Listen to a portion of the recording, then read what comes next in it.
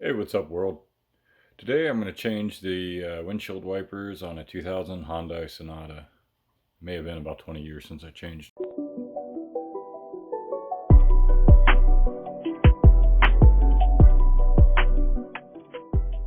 Okay, it's pretty simple to change the blades. First thing you want to do is pull them up, push them down over there, and right in between here, see these two plastic pieces. Basically, you're going to want to pull that apart, and then it's a little hard to do with one hand, and slide it down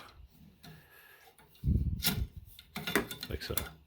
Now that we have them off, pretty much like anytime I work on a car, I'm going to match them up, make sure everything matches.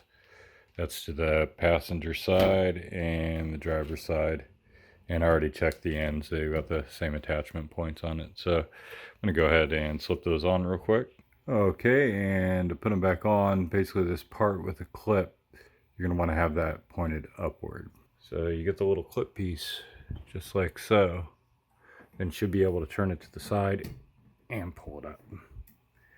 And you want to make sure the little tab actually clicks. There we go.